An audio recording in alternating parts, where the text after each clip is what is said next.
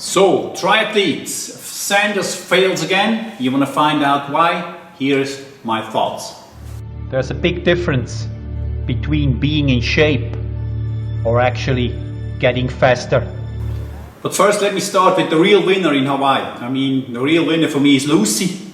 No question about it. Did you see how she went out in the swim like an all-out dash, just went for it all the way? I mean, you have to imagine you're standing in front of a 9-hour day and she's just going.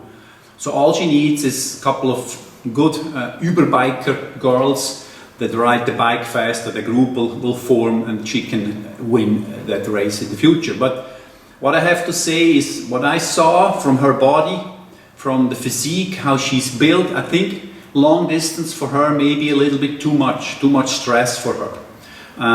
If I was the coach of her, I would have waited another 2 to 3 years, stay longer on 70.3 and then move into Ironman distance. But we will see. The game will change for her for the next year. I think she works a lot with the manpower, willpower, and she needs to be very careful about her body. Okay, she doesn't have a body of Daniela Ryf. She doesn't have. Okay, she has a lot of talent, but she needs to be careful for the future. So, Daniela. Pre-race, when I saw the pictures, I knew she's very lean, she's very ready, she's gonna rock the race. But I think she went a little bit over the top. Maybe too tough trainings, immune system got a little bit weak, you get the flu, and she places 13th with 90% of her energy basically. So that's an absolute amazing performance of her. I have big respect to her that she finished the race, that she didn't pull out, that she just did the race like an age group girl and finished the race. She'll come back stronger, that's clear. Third guy I want to mention before I start with Lionel is Lange. I think Lange, whatever he does, he will always have a lot of negative guys out there yelling around. I mean, he won the race 2 times in a row. He came back very well prepared, ready to win again. Got the flu, had to pull out, but it's always like everybody wants to win Hawaii. So the last 3 years basically he just performed there very well. The rest of his races he was just average or a little bit better than the rest. But so already a complaint, you know, he's not winning other races somewhere else. Well, it's all about Hawaii. If you win Hawaii, that's all you have to do to really nourish the family and bring the cash home. So he will be back, of course. And for me personally, I think it's better to be a little bit unsympathetic in front of the camera and be a good guy backstage, than to be a real nice guy, make a nice show in front of the camera and be an asshole. So he'll be back. Okay, Lionel Sanders. I didn't plan to do another video on him. Basically, if you would have been listening, please listen to also the video I did just 1 year ago. Now I stand again, do another video about him. I don't really know why I'm doing this, but I just do it. Feels good about it. So he races again, struggles the whole year with injuries, has 1 or 2 good races, now places 22nd. He's 15 minutes faster than the first woman. And yeah, what can I say? I mean, I love this guy. I see how hard he works, you know, and what the results he's getting at the moment is not that what he actually deserves. So I think he's at a different place than 1 year ago. He's more mature. He has grown, but he's missing some points, and I would like to show you. I think I have about 9 points in my brain that I would like to share with you, and please comment me on those thoughts. Okay, first of all, I think he should stop doing those videos, those self-reflecting videos that he chews everything all over again, and realizes a lot of things, how he should do everything that different and better and change. If only 5% would be, if he could do 5% of what he says, he would be waiting half an hour for Frodeno at the finish line. So stop doing those videos. Okay, this is just the film he's in.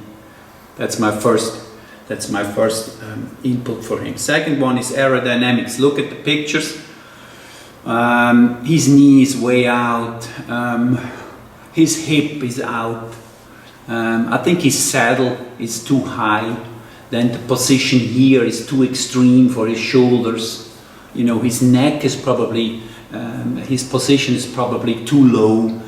It just doesn't look natural when he rides the bike. It just looks for me that he needs 20 watts more than any other guys, just because of his momentum, his drive, he just loses himself. He probably doesn't really know what he's really doing. So for him to observe himself and really see the picture of what he thinks he's doing to reality is probably still a big gap. So there is still a lot of room for him to improve. You know, I also think his back is a little bit too round. If you look at Brownlee, how he sits on the bicycle, I don't know his numbers, I don't know the CDA of those guys. I think Sanders is around 0.25, so Brownlee must be below 0.22, so that's, there we go, it's 40 watts, about 40 watts faster. So how can you ever, you know, place fast if you're already losing on that point? So there needs a lot of work, you know, a lot of work. Please come to my wind tunnel, come to our wind tunnel in Friedrichshafen. You know, we can look at it, but then you need to ride Swiss side wheels. Head is not allowed. Okay, third point, this is his running economy. Everybody sees that. There's also 5 to 10 watts he's losing there. He needs to work on that. Look at the pictures, how he's running, how his stride, how he hits the road. All those little things, you know, that you're using the body with all those over pain, over reactions to the road, to the bicycle, and this causes a lot of stress that you don't see on a professional. Professional rides very smoothly, you know. There's not that much movement around, and the ankles are falling inside, you know. So there needs to be improvement on the running style. Fourth point is his training partners. Just look at the picture here. I mean, his training partner is basically his wife. And difficult, okay? If you want to perform well in professional triathlon, all you need to do is to have a good fundament, train 20 hours, 22 hours, do those training. You don't have to win every training, just do the base training. Out of that 7-day cycle, you do 1, 2 or 3 key sessions that you really need to pay attention and hit the right target, hit the right spot on the nutritional side, and then go again. Look at Kipchoge, you know what he does, runs for years and years and years, you know, very steady. For me, this fourth point about training partners, I think he still wants to win every training. That's very bad. It's very bad. That's the worst, okay? So ego is also a big issue for him, that he needs to prove every day that he is strong, that he gets the love, blah, blah, blah, blah, all those issues, you know? So forget it. He needs a good training partner and maybe a group of people, a clear schedule, when to show up then, and then. So, fifth point, his food. When I watch his food, he lives on sugar. He needs a lot of carbs. I mean, there is also an improvement, but please just stay relaxed. Just do a baseline normal nutrition. Nothing fancy. A little bit less sugar. Of course, it would help. And what he can also try, because he stays on so much sugar, is he could start to supplement with ketone bodies. Okay, after training, take a supplement of ketone bodies to help recover better. Okay, that could be an input. But on the nutrition side, just stay relaxed. Eat what you like. Don't eat what you don't like. Don't overdo it on the protein side. Don't overdo it on the sugar side. Just become a normal nutrition. So it's too much attention on this nutrition stuff, okay? And too much sugar. So there also needs to be a change. Point 6 is he needs a physician. He needs somebody to measure him. Where is his fat max? You know, how high is his VLO max? Is it 0.4? Is it 0.3, 0.6? Where is it? He needs to have a team like the Norwegians who test him, because he doesn't know where he is, you know. He needs somebody standing there every week, measuring the measurements. We don't go over 2 millimoles, we don't go over this, blah, blah, blah, it doesn't matter. He needs somebody to guide him, okay? Fat max is the thing. If you can ride 300 watts on fat max, at the Ironman, you will have a lot of glycogen to run a very fast marathon, you know. So that you need to know. It's time.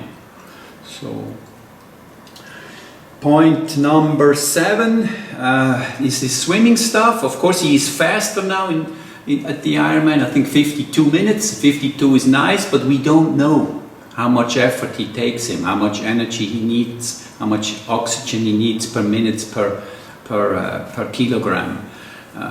We don't know that, so I think he should stop swimming the endless pool. Endless pool is just a very small area of water against him, and then he fights around and struggles around. How can you ever get the feeling of how to move water backwards, how to touch the water?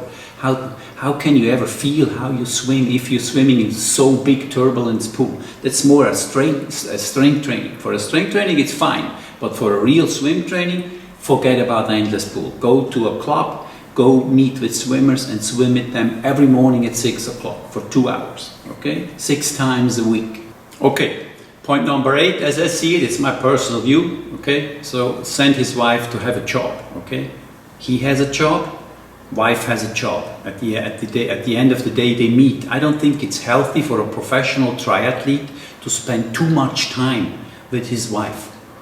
Okay, I don't want to speak against any women or wives or everything, but I just think it's just such a male thing to train. You have to be with the guys. You know, if I'm losing energy, if I'm weak on energy, I'm meeting with guys, meeting with men. Okay, to recharge my energy. If he spends the whole day with his wife and she's on the bicycle, she's in the boat, I don't know where the mind really is. Can you really focus? Do you really have this male thing there? I would recommend she gets a job, he has a job as a professional triathlete. At the end of the day they meet. It could be different if they have children. There's more connection there. But at the moment as it is, it doesn't work long term. I would never do it. Okay?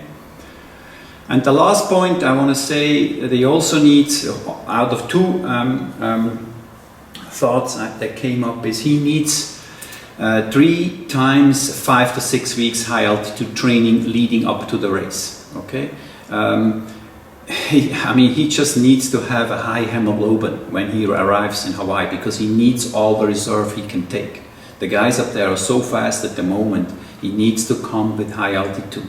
So that means 3 to 6 times, 5 to 6 weeks, stay in a nice place and then work slowly, okay? Work on your fat max. At high altitude, never train fast, okay? Once a week you can travel down to sea level, do some, you know, anaerobic stuff for an hour, half an hour, then go up again, go slow. Do that for 5 weeks. So that would be a nice break in the periods up to a race if you kind of interrupt the intensive work with 3 times 5 to 6 weeks of high altitude training. It would be good for his blood too. Okay, so yeah, I mean, with the engine he has and with the willpower he has, there's everything there. You know, there's everything there that he can place top 5. I think he can do top 5 another 2 to 3 times in his career. That's it. I don't think he can ever win this race again. It's not possible. But he can do top 5 another 2 to 3 times if he sticks to those rules, if he just really understands the whole picture much better, then he will make the nice move. I hope he will does it. I wish him all the best. Please write my comments what you think about my thoughts. I don't have the crystal ball here to see the future, but that's my feeling, my empathy for this man. I like you. Lionel, keep it up. Thanks for watching. Thank you. Guys, thank you very much for watching my YouTube channel. This is my book, Triathlon Total. It has 30 chapters out of my 30 years experience as a triathlete. Thank you very much.